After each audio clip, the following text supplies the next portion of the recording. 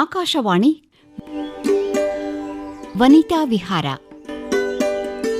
ಇಂದಿನ ವನಿತಾ ವಿಹಾರ ಕಾರ್ಯಕ್ರಮದಲ್ಲಿ ಸಾಹಿತಿ ಕವಯಿತ್ರಿ ಸಂಧ್ಯಾ ಹೊನಗುಂಟಕರ್ ಅವರಿಂದ ಕೇಳಿ ಕಥೆ ದೇವರು ಬೆಳೆಸಿದ ಬೋನ್ಸಾಯ್. ನಂತರ ಸ್ವರಚಿತ ಕವನ ವಾಚನ. ಇತ್ತೀಚೆಗೆ ಬೀದಿ ನಾಯಿಗಳ ಕಾಟ ಜಾಸ್ತಿ ಆಗಿಬಿಟ್ಟದ.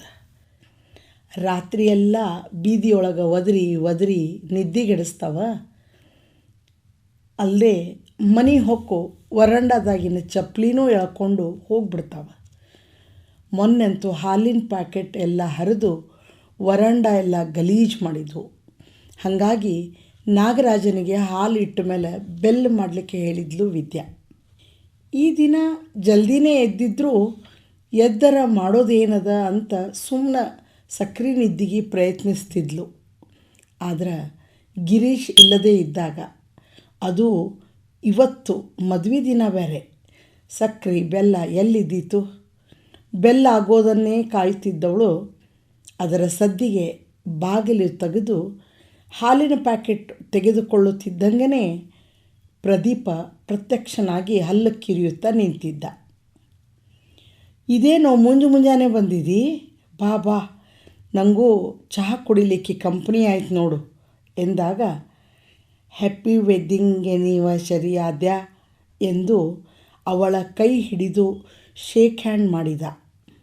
ಇವಳಿಗೆ ಅಚ್ಚರಿಯೋ ಅಚ್ಚರಿ. ಅಬ್ಬಾ, ನಿನಗೆ ಹೆಂಗೆ ಗೊತ್ತಾಯ್ತೋ? ಅಮ್ಮ ಹೇಳಿದ್ರಾ ಅಂದಾಗ ಆತ ಹಿಗ್ಗಿನಿಂದ ಹೌದೆಂಬಂತೆ ಮೇಲೆ ಕೆಳಗೆ ಗೋಣು ಅಳ್ಳಾಡಿಸಿದ. ಓ ಥ್ಯಾಂಕ್ ಯು ಪ್ರದೀಪ್ ಎಂದು ಅವನ ತಲೆ ಮೇಲೆ ಕೈಯಾಡಿಸಿ, ಕೂಡು ಚಹಾ ಮಾಡ್ತೀನಿ ಎಂದು ಒಳನಡೆದ್ಲು. ಈ ಬಾರಿ ಗಿರೀಶ್ ಊರಲ್ಲಿರೋದಕ್ಕೆ ಮನಸ್ಸಿಗೆ ಬಣಬಣ, ಯಾವುದಕ್ಕೂ ಉತ್ಸಾಹವಿಲ್ಲ. 15 ವರ್ಷದಿಂದಲೂ ಇಬ್ಬರು ಸಂಭ್ರಮದಿಂದ ಆಚರಿಸ್ತಿದ್ವು. ಆದರೆ ಈ ಬಾರಿ ಅಚಾನಕ್ ಅಷ್ಟೇ ಅನಿವಾರ್ಯವಾಗಿ ಬಂದ ಕೆಲಸ ಇಬ್ಬರಿಗೂ ಅಷ್ಟೇ ಬೇಸರಿಕೆ ಆಗಿತ್ತು. ಹಾಸಿಗೆಯೊಳಗೆ ಬೇಜಾರಿನಿಂದ ಹೊರಳಾಡುತ್ತಿದ್ದ ಅವಳ ಮನಸ್ಸು ಮುಂಜಾನೆಯೇ ಪ್ರದೀಪ ಬಂದು ಶುಭ ಕೋರಿದ್ದಕ್ಕೆ ಮನಸ್ಸು ನಿಚ್ಚಳಾಯಿತು. ಪಾಪ ಗಾಯತ್ರಿ ಆಂಟಿ ಮಗನಿಂದ ಶುಭಾಶಯ ಕಳಿಸ್ಯಾರ. ಹಂಗಾರೆ ಬಹುಶಃ ಪ್ರದೀಪ್ಗೆ ಇಷ್ಟು ಹೇಳಲಿಕ್ಕೆ ನಿನ್ನೆಯಿಂದ ಪ್ರಾಕ್ಟೀಸ್ ಮಾಡಿಸಿರಬೇಕು ಅಂದುಕೊಂಡು ಚಹಾವನ್ನು ಒಂದು ಕಪ್ಗೆ ಸೋಸಿ ಇನ್ನೊಂದನ್ನು ಲೋಟಕ್ಕೆ ಸೋಸಿ ಅವನಿಗೆ ಕೊಟ್ಟಳು. ಕಪ್ಪಿನಲ್ಲಿ ಚಹಾ ಕುಡಿಯಲು ಅವನಿಗೆ ಬಹಳ ಇಷ್ಟ. ಆದರೆ ಆತನ ದಪ್ಪ ತುಟಿಗಳಿಂದ ಚಹಾ ಸೋರಿ ಹೋಗ್ತದೆ. ಹಾಗಾಗಿ ಅಂಚುಗಳಿರುವ ಲೋಟದಲ್ಲೇ ಆತ ಕುಡಿಬೇಕು. ಒಂದು ಕೈಯಲ್ಲಿ ಲೋಟ ಹಿಡಿದು ಇನ್ನೊಂದು ಕೈ ಮುಂದೆ ಚಾಚಿ ಹ್ಯಾಪಿ ವೆಡ್ಡಿಂಗ್ ಎಂದು ಮುಂದಿನ ಪದಕ್ಕೆ ತಡವರಿಸಿದ. ವಿದ್ಯಾ ಅದನ್ನು ಪೂರ್ಣಗೊಳಿಸಿ ನಕ್ಕಳು. ಅವನಿಗೋ ಖುಷಿ. ಮತ್ತೆ ಹೇಳ್ತಿದ್ದ, ಅಯ್ಯೋ ಸಾಕೋ, ಬೇಕಾದಷ್ಟು ಹ್ಯಾಪಿ ಆಯಿತು ಇವತ್ತು ಎಂದು ಗಾಯತ್ರಿ ಆಂಟಿಗೆ ಫೋನ್ ಮಾಡಿ, ಥ್ಯಾಂಕ್ ಯು ಆಂಟಿ, ಇವತ್ತು ಪ್ರದೀಪ ನನ್ನ ದಿನಾನೇ ಬದಲಾಯಿಸ್ಬಿಟ್ಟ. ಗಿರೀಶ ಊರಾಗಿಲ್ಲಂತ ಬಹಳ ಬೇಸರಿಕೆ ಆಗಿತ್ತು. ಆದ್ರೆ ಮುಂಜಾನೆ ಪ್ರದೀಪ್ ಸರ್ಪ್ರೈಸ್ ಕೊಟ್ಟ ನೋಡ್ರಿ. ಎಲ್ಲ ಬೇಸರಿಕೆ ಒಂದೇ ಸಲಕ್ಕೆ ಉಫ್ ಅಂತ ಗಾಳಿಗೆ ಹಾರಿ ಹೋಯಿತು. ನಂಗೆ ಗೊತ್ತು ಅವನಿಗೆ ಇಷ್ಟು ಹೇಳಲಿಕ್ಕೆ ನೀವು ಎಷ್ಟು ಶ್ರಮ ತಗೊಂಡಿರ್ತೀರಿ ಅಂತ. ಥ್ಯಾಂಕ್ಸ್ ಆಂಟಿ ಎಂದಳು. ಅಷ್ಟರಲ್ಲಿ ಪ್ರದೀಪ್ ಕೇರಮ್ ಬೋರ್ಡ್ ತಂದು ತಾನೂ ಕೂತು ವಿದ್ಯಾಗೂ ಆಡಲು ಕರೆದ. ಈಗ ಬ್ಯಾಡೋ, ನಾನು ಸ್ನಾನ ಮಾಡಬೇಕು, ದೇವ್ರಿಗೆ ಪೂಜೆ ಮಾಡಬೇಕು, ಗಿಡಕ್ಕೆ ನೀರು ಹಾಕಬೇಕು, ಸಂಜೆಗೆ ಆಡೋಣ ಅಂತ ಹೇಳಿದರೂ ಅವನು ಆಡಲೇಬೇಕು ಅಂತ ಹಠ ಹಿಡಿದಾಗ ವಿಧಿ ಇಲ್ಲದೆ ಒಂದೇ ಆಟ ಆಡಬೇಕು ನೋಡು ಎಂದು ಕಂಡೀಷನ್ ಹಾಕಿ ಆಡಲು ಕುಳಿತಳು. ಬೇಕು ಅಂತಲೇ ತಾನು ಸೋತು ಅವನನ್ನು ಖುಷಿಯಿಂದ ಮನೆಗೆ ಕಳಿಸಿದ್ಲು. ಸಂಜೆ ಬರ್ತೀನಿ, ಆಗ ಆಡೋಣ ಅಂತ ತೊದಲಾಗಿ ಜೊಲ್ಲಿನ ಹನಿ ಸಿಡಿಸುತ್ತಾ ಹೇಳಿದ. 15 ವರ್ಷ ಆಯಿತು ಮದುವೆಯಾಗಿ. ಮಕ್ಕಳಾಗುವ ಹಂಬಲ ಬಿಟ್ಟಾಯಿತು. ನೋವು ಮರೆಯಲು ಏನೇನೋ ಹವ್ಯಾಸಗಳನ್ನು ಅಂಟಿಸ್ಕೊಂಡಿದ್ಲು ವಿದ್ಯಾ. ಸಣ್ಣಕ್ಕಿದ್ದಾಗ ಕಲಿತ ಒಂದಷ್ಟು ಸಂಗೀತ ಈಗ ಜೀವನದ ಪಲುಕಾಕಿತ್ತು. ಬಟ್ಟೆ ಮೇಲೆ ಪೇಂಟಿಂಗ್ ಮಾಡಿ ಮನೆಯ ಕಿಟಕಿ, ಬಾಗಿಲು, ಟೇಬಲ್ ಕ್ಲಾತ್, ಸೋಫಾ ಕವರ್, ತಲೆದಿಂಬು ಎಲ್ಲವೂ ಬಣ್ಣದ ಹೂ, ಬಳ್ಳಿ, ಹಣ್ಣು, ಗೊಂಚಲುಗಳಿಂದ ತುಂಬಿಕೊಂಡಿದ್ವು. ಇನ್ನೊಂದು ವಿಪರೀತ ಹುಚ್ಚು ಹಿಡಿಸಿಕೊಂಡದ್ದು ಅಂದರೆ ಕೈತೋಟ. ಮನೆಯ ಸ್ವಲ್ಪ ದೊಡ್ಡದೇ ಅನ್ನಬಹುದಾದ ಅಂಗಳ, ಹಾಲ್, ಕಂಪೌಂಡ್, ಟೆರೇಸ್ ಎಲ್ಲವೂ ಹಸಿರುಟ್ಟು ಮೆರೆಯುತ್ತಿದ್ವು. ಮನೆಯೊಳಗೆ ತೆಂಗಿನಕಾಯಿ ಪರಟಿ ಈಕಿ ಕೈಯಾಗ ಹೂದಾನಿ ಆಗ್ತಿತ್ತು. ಕೊಬ್ಬರಿ ಎಣ್ಣೆ ಬಾಟಲ್ಲು ಗಿಡ ಹೊತ್ತು ಗರತಿ ಆಗ್ತಿದ್ಲು. ಪೌಡ್ರ್ ಡಬ್ಬಿ ಫ್ಯಾಷನ್ ಲೇಡಿ ಆಗ್ತಿದ್ಲು. ಹಿಂಗೆ ನನಗೆ ಮಕ್ಕಳು ಇಲ್ಲ ಅನ್ನುವ ಸಂಕಟದಿಂದ ಮುಕ್ತಾಗಿದ್ಲು. ಇವುಗಳೊಳಗೆ ತಾನು ತೊಡಗಿಸಿಕೊಂಡ ಹೆಂಡತಿಯನ್ನು ಕಂಡ ಗಿರೀಶಗೂ ಒಂಥರ ನೆಮ್ಮದಿ. ಹಾಗಾಗಿ ಅವಳ ಹವ್ಯಾಸಕ್ಕೆ ಇಂಬು ಕೊಡಲಿಕ್ಕೆ ಇನ್ನಷ್ಟು ಥರದ ಗಿಡದ ಸಸಿ, ಬೀಜ, ಪೇಂಟಿಂಗ್ ಸಾಮಗ್ರಿಗಳನ್ನು ತಂದು ಕೊಡ್ತಿದ್ದ.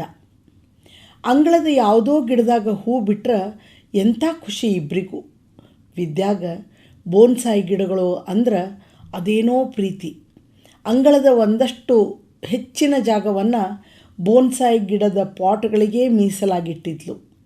ಅವಳ ಈ ರೀತಿಯ ಪ್ರೀತಿ ಕಾಳಜಿಯಿಂದ ಅನೇಕ ಸಲ ಸ್ಪರ್ಧೆಯೊಳಗೆ ಬಹುಮಾನ ಸಹ ತಗೊಂಡಿದ್ಲು. ಈ ಎಲ್ಲ ಹವ್ಯಾಸಗಳು ಅವಳ ದಿನದ ಹೆಚ್ಚು ಸಮಯ ಬೇಡ್ತಾವ. ಹಾಗಾಗಿ ಆಕಿಗೂ ದಿನಗಳು ಭಾರ ಆಗಂಗಿಲ್ಲ. ಎಷ್ಟೋ ಸಲ ಒಂದು ಗಿಡದ ಎದುರು ಕುಳಿತಲು ಅಂದ್ರೆ ನೋಡುತ್ತಾ ಮೈ ಮರಿತಾಳೆ, ಹಾಡ್ತಾಳೆ. ಅದರ ಎಲೆ, ಕಾಂಡ, ಹೂ, ಮೊಗ್ಗು, ಕಾಯಿ ಎಲ್ಲವನ್ನು ಸೂಕ್ಷ್ಮತೆಯಿಂದ ಗಮನಿಸ್ತಾಳೆ. ತಾಯಿ ತನ್ನ ಮಗುವಿನ ಅಂಗಾಂಗವನ್ನು ದಿಟ್ಟಿಸಿ ಕಾಳಜಿ ಮಾಡುವಂಗೆ. ಈ ತೋಟದ ಕಾರಣಕ್ಕೆ ಊರು ಕೇರಿಗೂ ಭಾಳ ಹೋಗಂಗಿಲ್ಲ. ಕೆಲಸದವ್ರ ಮೇಲೆ ಭರವಸೆ ಸಾಲಂಗಿಲ್ಲ. ಮಕ್ಕಳನ್ನು ಆಯಾಗಳ ಕೈಯಾಗ ಅದೆಂಗೆ ಕೊಟ್ಟು ಹೋಗ್ತಾರೋ ತಾಯಂದರು. ಆದರೆ ವಿದ್ಯಾಗಂತೂ ಅದು ಅಸಾಧ್ಯದ ಮಾತು. ಈ ಎಲ್ಲವುಗಳೊಂದಿಗೆ ವಿದ್ಯಾಗ ಪ್ರದೀಪನ ಗೆಳೆತನವೂ ಸೇರಿಕೊಳ್ತು. ಬಾಜು ಮನೆಯಲ್ಲಿದ್ದ ಒಂದು ಕುಟುಂಬದ ಪುಟ್ಟ ಸದಸ್ಯ ಈತ. 20ರ ವಯಸ್ಸು ಆದರೂ 10ರ ಮನಸ್ಸು ಮತ್ತು ದೇಹದ ಬೆಳವಣಿಗೆಯ ಸಮತೋಲನ ತಪ್ಪಿ ಹೋಗ್ಯದ. ಅದ್ಯಾಕೋ ಮಗು ಮನಸ್ಸಿನ ಪ್ರದೀಪ ವಿದ್ಯಾಳ ಮನಸ್ಸೆಳೆದ. ಆಕಿ ತೋರಿಸೋ ಪ್ರೀತಿ ಅವನಿಗೂ ಅಪರೂಪದ್ದು. ಬೇರೆಯವರ ವಿಚಿತ್ರ ನೋಟದಂಗೆ ವಿದ್ಯಾಳದಲ್ಲ ಅಂತ ಅವನ ಸುಪ್ತ ಮನಸ್ಸಿಗೆ ಅನಿಸಿರಬೇಕು. ಹಾಗಾಗಿ ಆತನು ವಿದ್ಯಾಳೊಂದಿಗೆ ಇದ್ದಾಗ ಸಂತಸದಿಂದ ಇರ್ತಿದ್ದ. ಗಾಯತ್ರಿಗೆ ಮುಕ್ತ ಮನಸ್ಸಿಂದ ತನ್ನ ಮಗನ ಜೊತೆ ಇರುವ ವಿದ್ಯಾಳ ಬಗ್ಗೆ ಅಭಿಮಾನ. ಹಿಂಗೆ ಇವರ ಋನ್ಮನಗಳು ಒಂದಾಗಿ ಹಲವು ವರ್ಷಗಳಿಂದ ಪ್ರದೀಪನ ಕಾರಣಕ್ಕೆ ಇವರ ಪ್ರೀತಿ ಸ್ನೇಹ ಹರಳುಗಟ್ಟಿತ್ತು. ಅಸ್ಪಷ್ಟ ಮಾತು, ಊದಿಕೊಂಡಂಥ ಕಣ್ಣುಗಳು, ದಪ್ಪ ತುಟಿ, ಇಡೀ ದೇಹದಲ್ಲಿ ಅಸಮವಾದ ಮಾಂಸಖಂಡಗಳ ಬೆಳವಣಿಗೆ ಇವೆಲ್ಲ ಅವನ ವೈಕಲ್ಯವಾಗದೆ ಚೇತನವಾಗಿತ್ತು. ಅವನ ಮುಗ್ಧತೆಯನ್ನು ಪೆದ್ದುತನವಾಗಿ ಜನರು ಗ್ರಹಿಸ್ತಿದ್ರು. ಅವನಿಗೆ ಬೇಕಾಗುವ ಸ್ನೇಹ ಪ್ರೀತಿ ನೀಡದೆ ಕರುಣೆ, ಹಳಹಳಿ, ಕಾಳಜಿ ಮಾತ್ರ ಸಿಗ್ತಿತ್ತು. ಇಂತಹ ಮಗನ ಪೋಷಣೆಯನ್ನು ಗಾಯತ್ರಿ ದಂಪತಿಗಳು ದುಃಖದಿಂದ ನವೆಯದೆ ಅವನನ್ನೇ ಬದುಕಿನ ಗುರಿಯಾಗಿಸ್ಕೊಂಡ್ರು. ನನ್ನ ಮಗ ಉಳಿದವರಿಗಿಂತ ಭಿನ್ನ ಎಂದು ಭಾವಿಸುತ್ತಿದ್ದರೆ ಹೊರತು ಅಶಕ್ತ ಎಂದು ತಿಳಿಯುತ್ತಿರಲಿಲ್ಲ. ಅದಕ್ಕೆ ಆತ ಅವರಿಗೆ ಭಾರವಾಗದೆ ಬದುಕಾಗಿದ್ದ. ಇವರ ಸ್ಥೈರ್ಯ ನೋಡಿದ ವಿದ್ಯಾಗ, ಅಬ್ಬಾ ದೇವರೇ, ಇಂಥ ಮಗನನ್ನು ಕೊಟ್ಟದ್ದು ನಿನ್ನ ತಪ್ಪಿರ್ಬೋದು, ಆದರೆ ಇಂಥ ತಂದೆ ತಾಯಿನ ಹುಟ್ಟಿಸಿದಲ್ಲ ಅದು ನಿನ್ನ ದೊಡ್ಡತನ ಅಂತ ಅನ್ನಿಸ್ತು. ಅವನ ಪೆದ್ದು ಮಾತಿಗೂ ತೊದಲು ಪದಕ್ಕೂ ಉರುಳು ನಡಿಗೆಗೂ ಸಂಭ್ರಮಿಸುವ ಆ ನಿಷ್ಕಲ್ಮಶ ತಾಯ್ತನದ ಭಾವಕ್ಕೆ ಎಂಥ ಶಕ್ತಿ ಅದ. ಮಾಡಿದ್ದನ್ನೇ ಮಾಡುವ, ಹೇಳಿದ್ದನ್ನೇ ಹೇಳುವ ಅವನ ನಡವಳಿಕೆಗೆ ಸ್ವಲ್ಪವೂ ಬೇಸರದೆ ನಕ್ಕು ಹಗುರಾಗುವುದು ದಿವ್ಯ ಸ್ಥಿತಿ. 20ರ ಮಗನನ್ನು 8-10 ವರ್ಷದವನಂತೆ ತಿಳಿಯುವ ಆ ತಿಳಿಯಾದ ಮನಸ್ಸು ಬಹುಶಃ ಎಷ್ಟೋ ವರ್ಷದ ತಪಸ್ಸಿನ ಫಲದಿಂದ ಈ ಮನಸ್ಸು ಹೃದಯ ಪಡಿಲಿಕ್ಕೆ ಸಾಧ್ಯ. ಅದು ಇಂತಹ ಮಗನನ್ನು ಹೊತ್ತು ಪೋಷಿಸುವ ಕಾರಣಕ್ಕೆ ಆ ಕರ್ಮದ ಫಲದ ವಿನಿಯೋಗ.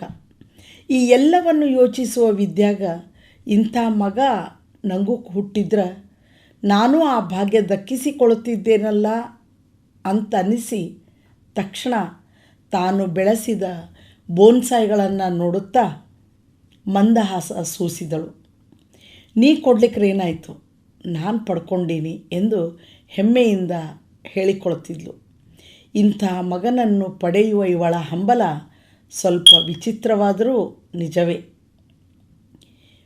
ಪ್ರದೀಪ ಶಾಲೆಯಲ್ಲಿಯ ಸಂಗತಿಯನ್ನು ಗಾಯತ್ರಿಗೆ ಮಾತ್ರವಲ್ಲ, ವಿದ್ಯಾಗೂ ಹೇಳಲಿಕ್ಕೇ ಬೇಕು. ಅಂದು ಶಾಲೆಯಿಂದ ಬಂದವನೇ ಅಮ್ಮನಿಗೂ ಹೇಳದೆ ಇವಳ ಮನೆಗೆ ಬಂದ. ಅದ್ಯಾ, ನಾನು ಕುಕ್ಕ, ಅಲ್ಲಿ ನಾನು ಅನ್ನ ಕುಕ್ಕ ಎಂದು ಕಣ್ಣು ನಿಚ್ಚಳಗೊಳಿಸಿ ಏದುಸಿರ ಭಾವದಲ್ಲಿ ಆವೇಶದಿಂದ ಬಡಬಡಿಸತೊಡಗಿದ್ದ. ವಿದ್ಯಾಳನ್ನು ಆದ್ಯಾಳೆಂದೇ ಕರೆಯುತ್ತಿದ್ದ. ಆತ ಹೇಳಿದ್ದು ತಿಳಿಯದೆ ಗಾಯತ್ರಿ ಆಂಟಿಗೆ ಫೋನ್ ಮಾಡಿ, ಪ್ರದೀಪ ಏನು ಹೇಳುತ್ತಿದ್ದಾನೆ ಅರ್ಥ ಆಗ್ತಾ ಇಲ್ಲ ಅಂತ ಹೇಳಿದಾಗ, ಇವತ್ತು ಸಾಲಿಯೊಳಗೆ ಕುಕ್ಕರ್ ಹಚ್ಚಲಿಕ್ಕೆ ಕಲಿಸಿದ್ರಂತ, ಡೈರಿಯೊಳಗೆ ಬರೆದು ಕಳಿಸ್ಯಾರ, ಅದನ್ನು ಹೇಳ್ತಿರ್ಬೇಕು ಎಂದರು. ಓ ಹಂಗ ಸುದ್ದಿ ಎಂದು, ನಾಳೆ ನಮ್ಮ ಮನೆಯಾಗ ನೀನೇ ಕುಕ್ಕರ್ ಹಚ್ಚಬೇಕು, ನೀನೇ ಅನ್ನ ಮಾಡಬೇಕು ತಿಳಿತಾ ಅಂದಾಗ, ಈಗ ಕುಕ್ಕ ನಾನು ಅನ್ನ ಈಗ ಎಂದು ಅಡಿಗೆ ಮನೆಗೆ ಹೊರಟ. ಅವನನ್ನು ತಡೆದು, ಮಾರಾಯ ಇವತ್ತು ಊಟ ಆಗಿ ಜೀರ್ಣ ಆಗ್ಯದ, ನಾಳೆ ಮಾಡುವಂತಿ, ಈಗ ಕ್ರಿಕೆಟ್ ಆಡೋಣ ಎಂದು ಮಾತು ಮರೆಸಿದಳು. ಹ್ಞೂ ಎಂದವನೇ ಬ್ಯಾಟು ಹಿಡಿದು ಬಂದ. ಆಟದ ನಡುವೆ ಅದ್ಯಾ ನಾನು ಕುಕ್ಕ, ಅನ್ನ ನಾನು ಕುಕ್ಕ ಕುಕ್ಕ ಎಂದು ಹುಬ್ಬು ಏರಿಸಿ ಬಡಬಡಿಸಿದ. ಆಯ್ತಪ್ಪ, ನಾಳೆ ನಿಂದೆ ನಳಪಾಕ, ಈಗ ಮೊದಲು ಬಾಲ್ ಹಾಕು ಎಂದು ಆಟಕ್ಕೆಳೆದಳು. ಪ್ರದೀಪ ಮನೆಗೆ ಹೋಗುತ್ತಲೇ ಅವನ ಗುಂಗಿನಿಂದ ಆಚೆ ಬಂದಳು. ಗಿರೀಶನತ್ತ ಮನಸ್ಸು ಹಾಯಿತು. ಅದೆಷ್ಟು ಬೇಸರದಿಂದ ಹೊರಟು ನಿಂತಿದ್ದ. ನಿನ್ನೆ ರಾತ್ರಿ 12 ಗಂಟೆ ಆಗೋದನ್ನೇ ಕಾಯುತ್ತಿದ್ದನಂತೆ. ಯಾವತ್ತೂ 10 ಗಂಟೆಯ ನಂತರ ಆತ ಎಚ್ಚರವಾಗಿರೋದಿಲ್ಲ.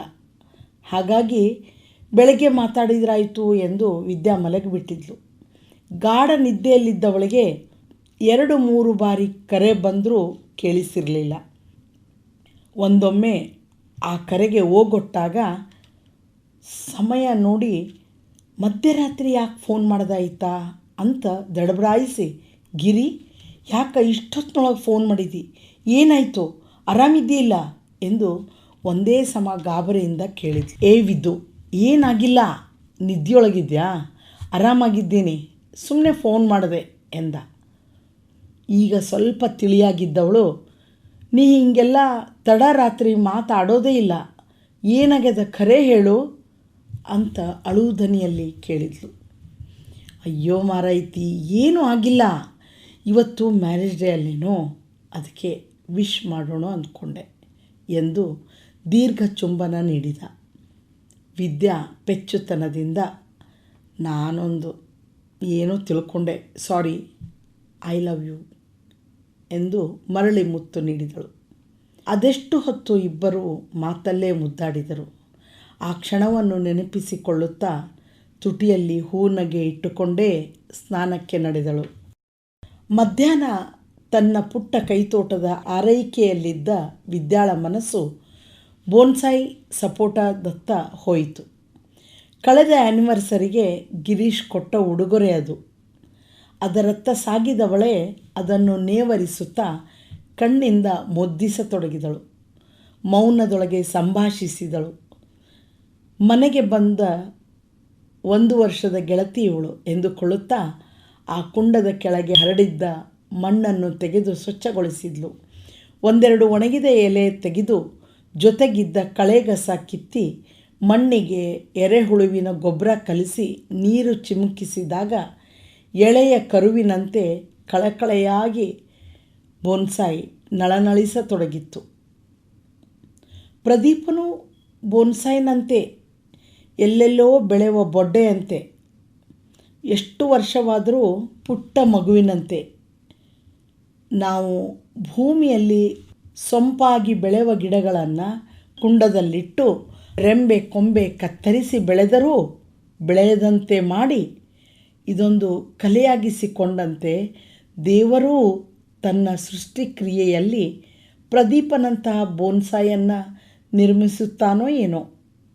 ಎಷ್ಟೋ ಸಲ ಬೋನ್ಸಾಯ್ ಬೆಳೆಸೋದು ಮನುಷ್ಯನು ಮಾಡುವ ತಪ್ಪು ಎನಿಸಿದಾಗೆಲ್ಲ ವಿದ್ಯಾಗೆ ಹೀಗೆ ಅನಿಸೋದು, ದೇವರು ಸಹ ಬೋನ್ಸಾಯ್ ಮನುಷ್ಯರನ್ನು ಮಾಡ್ತಾನಲ್ಲ. ಪ್ರದೀಪನು ದೇವರು ಮಾಡಿ ಬೆಳೆಸಿದ ಬೋನ್ಸಾಯ್ ಅಲ್ಲೇನು ಎಂದುಕೊಳ್ಳೋಳು. ಗಿರೀಶ್ ಈ ವರ್ಷ ಏನು ಗಿಫ್ಟ್ ಕೊಡ್ತಾನೋ ಎಂದೆಲ್ಲ ಕುತೂಹಲದಿಂದ ಯೋಚನೆಯೊಳಗಿದ್ದಾಗಲೇ ಹಿಂದಿನಿಂದ ಬಂದು ಅವಳ ಕೊರಳು ಭುಜವನ್ನು ಆವರಿಸಿ ಒಂದು ಕೈಯಿಂದ ಅವಳ ಮುಖವನ್ನು ಒತ್ತಿ ಹಿಡಿದು ಗುಲಾಬಿ ಗಲ್ಲಕ್ಕೆ ದೀರ್ಘವಾಗಿ ಚುಂಬನೆಯ ಮುದ್ರೆ ಬಿತ್ತು. ಗಾಬರಿಯಿಂದ ಕಣ್ಣು ಮುಚ್ಚಿ ಚೀರಲೂ ಆಗದೆ ಕ್ಷಣ ಹೊತ್ತು ದಿಗ್ಮೂಢಳಾದಳು. ಕ್ಷಣಾರ್ಧದಲ್ಲಿ ನಡೆದು ಹೋದ ಘಟನೆಗೆ ಕಾರಣರಾದವರಾರು ಎಂದು ಭಯ ಆತಂಕದಿಂದ ಗಮನಿಸಿ ಇನ್ನೂ ಹಾವು ಹಾರಿದಳು. ಪೆಚ್ಚು ಪೆಚ್ಚು ನಗೆಯೊಂದಿಗೆ ನಿಂತಿದ್ದ ಪ್ರದೀಪ. ಇವಳಿಗೆ ವಿಚಿತ್ರವಾದ ಆತಂಕ. ಕ್ಷಣ ಹೊತ್ತು ಉಸಿರು ನಿಂತಿತು. ಪ್ರದೀಪ ತನಗರಿವಿಲ್ಲದೆ ಉಚ್ಚರಿಸಿದಳು. ಯಾಕ ಹಿಂಗೆ ಹುಚ್ಚುಚ್ಚು ಆಟ ನಿಂದು ಎಂದು ಗಾಬರಿಯಿಂದ ಕೇಳಿದಳು. ಆತ ಮಾತನಾಡದೆ ಅವಳತ್ತ ಮತ್ತೆ ಸರಿದ. ಹೆದರಿದ ವಿದ್ಯಾ ಹಿಂದೆ ನಿಂತು ಸರಿದು, ಪ್ರದೀಪ ತಲೆ ಕೆಟ್ಟದೇನೋ ನಿನಗ ಅಂತ ಜೋರಾಗಿ ಕೂಗಿದ್ಲು. ಅವಳ ಸಿಟ್ಟನ್ನು ಎದುರಿಸಲಾಗದೆ ದುಪ್ ದುಪ್ ಹೆಜ್ಜೆ ಇಡುತ್ತಾ ಅಳುಮುಖದೊಂದಿಗೆ ಹೋದ. ವಿದ್ಯಾ ಅದೆಂತಹದೋ ವಿಚಿತ್ರ ಅನುಭವಕ್ಕೆ ಸಿಕ್ಕು ತಲ್ಲಣಿಸಿದಳು. ಆತ ತನ್ನ ಭುಜ, ಕೊರಳು ಬಳಸುವಿಕೆ, ಮುಖವನ್ನು ಅಂಗೈಯಲ್ಲಿ ಹಿಡಿದು ಜೊಲ್ಲು ಬಾಯಿಂದ ಗಲ್ಲಕ್ಕೆ ಒತ್ತಿದ ರೀತಿ ಅದು ಅಮಾಯಕ ಪ್ರದೀಪನದಲ್ಲ, ಅವನೊಳಗಿನ ಗಂಡಸನದು. ಎಷ್ಟೋ ಸಲ ಅವನ ಅಂಗೈ ಹಿಡಿದು ಹಣ್ಣು ಸ್ವೀಟು ಕೊಟ್ಟಿದ್ದೀನಿ. ಆಗೆಲ್ಲ ಮೆತ್ತಗಿನ ಕೈಗಳು, ಮಗುವಿನಂಗ ಗಿಡ್ಡು ಗಿಡ್ಡ ಪೆಡಸಿಲ್ಲದ ಬೆರಳುಗಳು. ಆದರೆ ಇವತ್ತು ಅವನ ಕೈಗಳು ಅದೆಷ್ಟು ಗಟ್ಟಿಯಾಗಿದ್ದವು. ಯಾಕಿರಬಹುದು? ಮತ್ತೆ ಮತ್ತೆ ಆ ಘಟನೆ ಮನಪಟಲದ ಮ್ಯಾಲೆ ಚಿತ್ರಿತ ಆಗತೊಡಗಿತು. ಸಣ್ಣಗೆ ಬೆವರುತ್ತಿತ್ತು.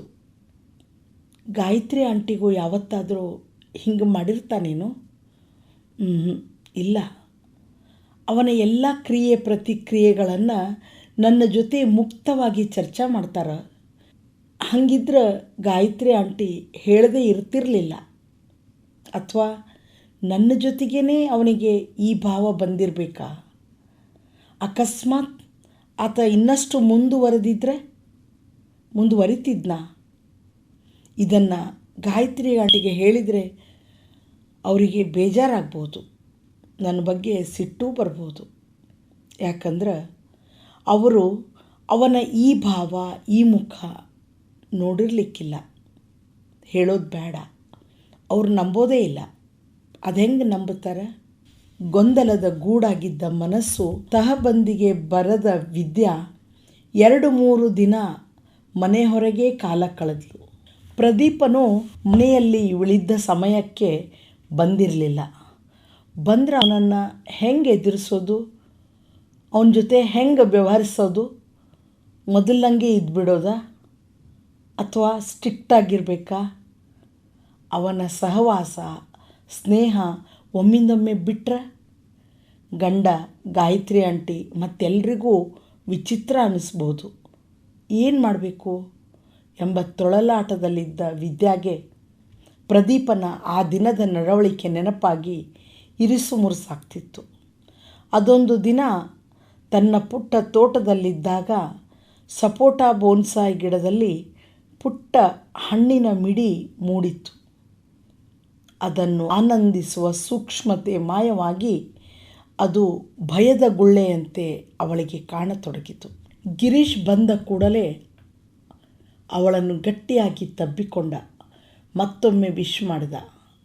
ವಿದ್ಯಾಗೆ ಮನದಲ್ಲಿದ್ದ ಕಸವಿಸಿ ಎಲ್ಲ ಕರಗಿ ನೀರಾಗಿ ಭೋರೆಂದು ಅತ್ತು ಬಿಟ್ಟಳು. ಅವಳನ್ನು ಮಗುವಿನಂತೆ ರಮಿಸುತ್ತಾ, ಕಿವಿಗೆ ಕೈ ಹಿಡಿದು ಸಾರಿ, ಇನ್ನೊಮ್ಮೆ ಬಿಟ್ಟು ಹೋಗೋದಿಲ್ಲ ಎಂದು ಆಲದ ಬೋನ್ಸಾಯಿ ಗಿಡವನ್ನು ಕೈಗಿತ್ತು ನಿನಗೆ ಇಷ್ಟವಾದ ಗಿಫ್ಟ್ ಎಂದ. ಅವಳು ಅವಕ್ಕಾಗಿ ಅದನ್ನೇ ದಿಟ್ಟಿಸುತ್ತಿರುವಾಗ, ಇದು ನಿನ್ನ ಮಗ ಪ್ರದೀಪನಿಗೆ ಎಂದು ಬಣ್ಣ ಬಣ್ಣದ ಬಿಲ್ಡಿಂಗ್ ಸೆಟ್ ಕೊಟ್ಟ.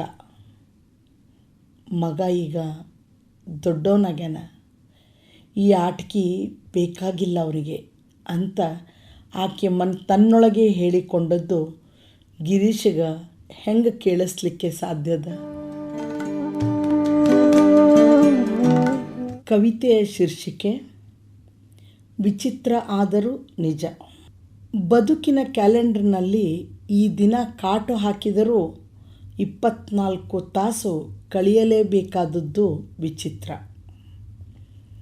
ಕೊಲೆ ಮಾಡಿದ್ದೇನೆ ಈ ತಾರೀಖನ್ನು, ಸಾಕ್ಷಿ ಇದೆಯಾದರೂ ಅಪಶಕುನದಂತೆ ಬದುಕಿ ಬಿಟ್ಟಿದೆ ವಿಚಿತ್ರ.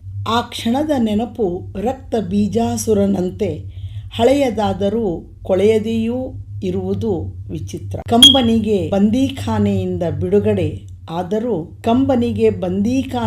ಬಿಡುಗಡೆಯಾದರೂ ನನಗೆ ಉಸಿರುಗಟ್ಟುತ್ತಿರುವುದು ವಿಚಿತ್ರ. ಜಗದ ನಗುವೆಲ್ಲ ನಗೆಗೀಡಾಗಿದೆ ಎಂದು ನನ್ನ ನಗುವಿಗೆ ಇಂದು ನಾನೇ ನಿಷೇಧ ಹೇರಬೇಕಾಗಿದ್ದು ವಿಚಿತ್ರ. ಯಾವಾಗಲೂ ಎಲ್ಲರದ್ದೂ ಆಗಿದ್ದ ಈ ತಾರೀಖು ಈಗ ನಿನ್ನದು ಮಾತ್ರ ಅಂತ ಅನ್ನಿಸುತ್ತಿರುವುದು ಇನ್ನೂ ವಿಚಿತ್ರ. ಕೊಲೆಗೈದ ತಾರೀಖಿನ ಗೋರಿಯೊಳಗೂ ಸೆಳೆದೊಯ್ದು ತಬ್ಬಿ ಮುದ್ದಿಸುವ ಈ ದಿನದ ಪ್ರತಿ ಕ್ಷಣವೂ ನೀನಾಗಿರುವುದು ವಿಚಿತ್ರ ಆದರೂ ನಿಜ. ಇನ್ನೊಂದು ಕವಿತೆ, ಶ್ರಾವಣದ ರಮಣ. ಬಂತಲ್ಲೋ ಭರದಿ ಶ್ರಾವಣ, ಬಹುವೇಷಧಾರಿ ಈ ರಮಣ.